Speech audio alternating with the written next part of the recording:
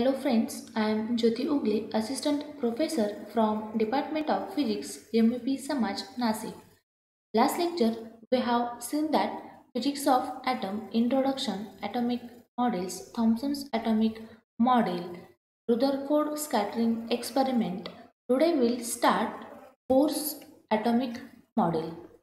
The model of the atom proposed by Rutherford assumes that the atom, consisting of a central nucleus and revolving around electrons, is stable much like sun-planet system.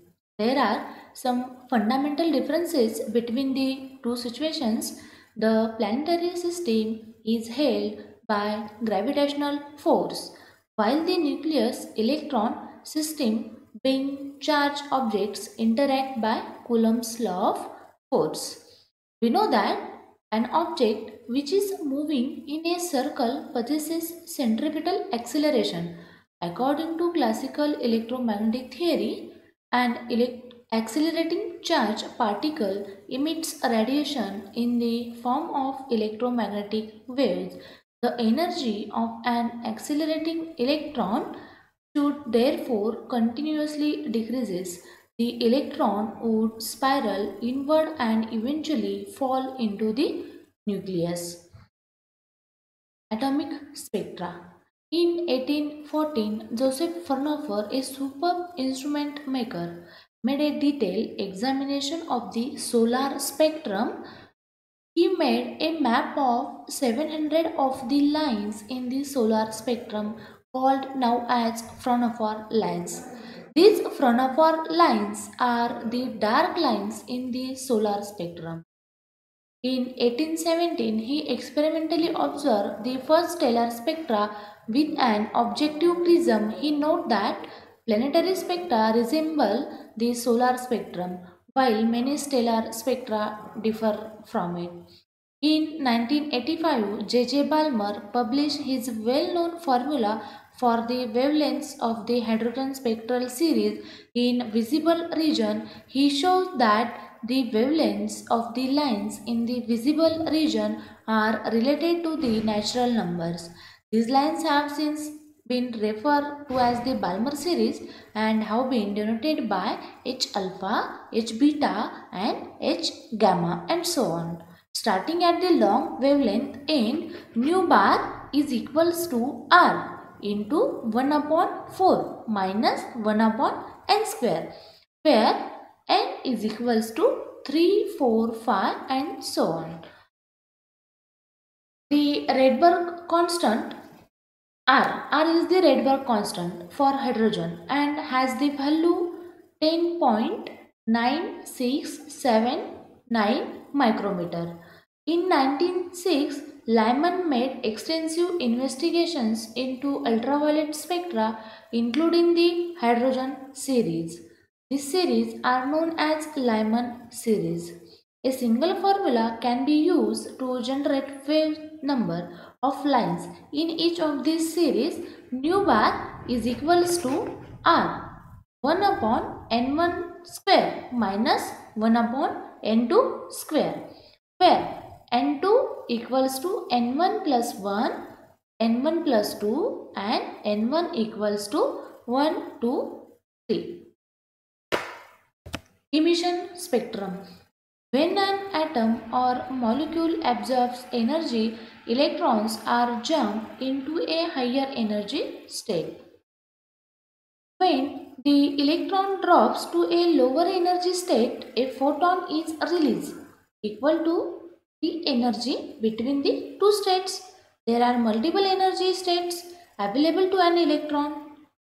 So there are many possible transitions leading to the numerous wavelengths that comprise the emission spectrum. Because each element has a unique emission spectrum. The spectrum obtained from any hot or energetic body may be used to analyze its compositions. The fact that only certain colors appears in the element's atomic emission spectrum means that only certain frequencies of light are emitted. Each of these frequencies are related to energy by the formula E photon equals to h nu, where E is the energy of the photon, nu is its frequency, h is Planck constant. This concludes that only photons with specific energies are emitted by the atom. The principle of the atomic emission spectrum explains the varied color in neon signs as well as chemical flame test results. In this picture shows the visible light emission spectrum for hydrogen. If only a single atom of hydrogen were present, then only a single wavelength would be observed at a given instant. Several of the possible emissions are observed because the sample contains many hydrogen atoms that are in different initial energy states and reach different final energy state. These different combinations lead to simultaneous emissions at different wavelengths. Absorption line spectrum.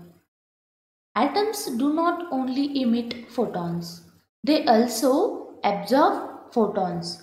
If a photon hits an atom and the energy of the photon is the same as the gap between two electron energy levels in the atom,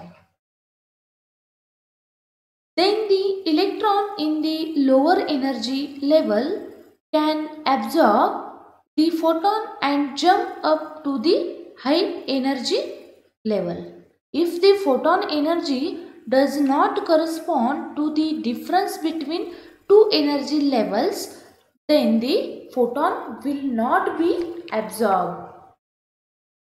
When white light is passed through hydrogen gas, it is found to absorb light to certain the wavelengths.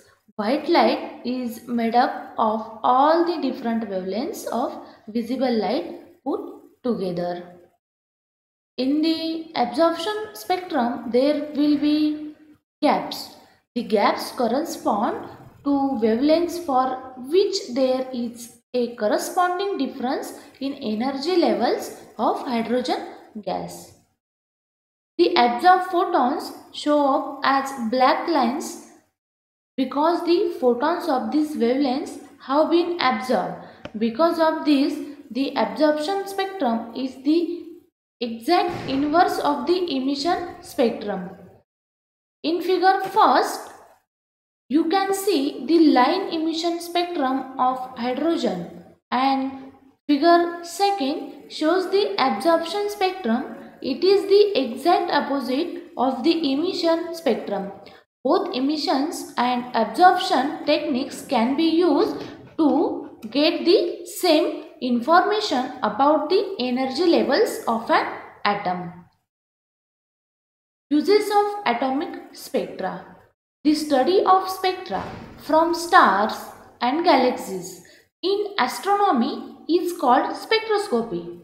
Spectroscopy is a tool widely used in astronomy to learn different things about astronomical objects.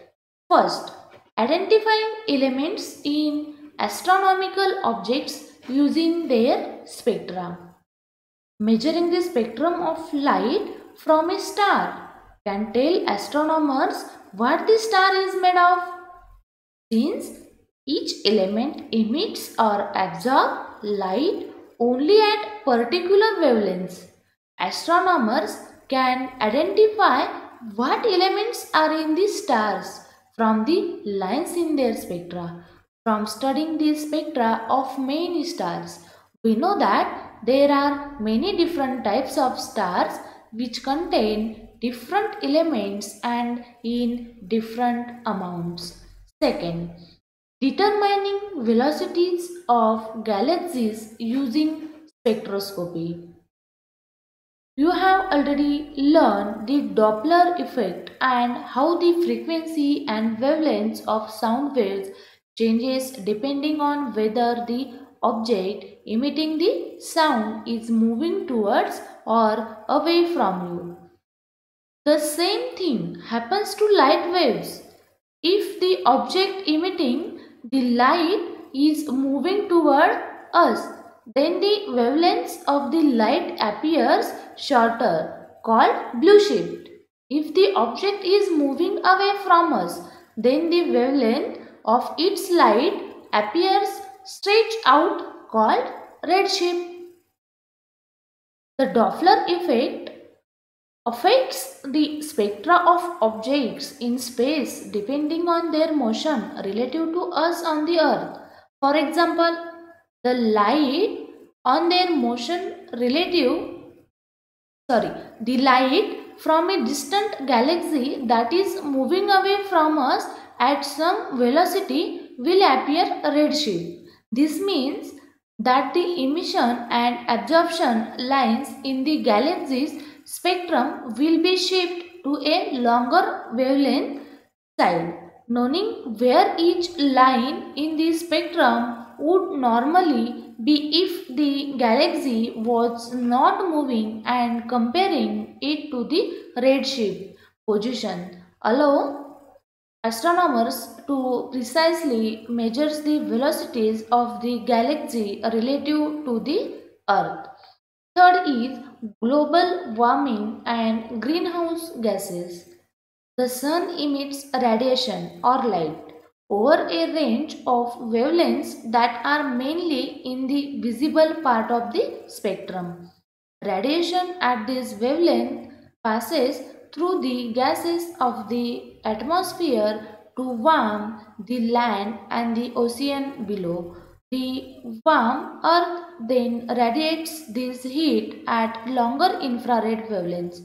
Carbon dioxide in the atmosphere has energy levels that correspond to the infrared wavelengths that allow it to absorb the infrared radiation. If it then also emits at infrared wavelengths in all directions, this effect stops a large amount of the infrared radiation from getting out the atmosphere, which causes the atmosphere and the earth to heat up. More radiation is coming in than is getting back out. Thank you.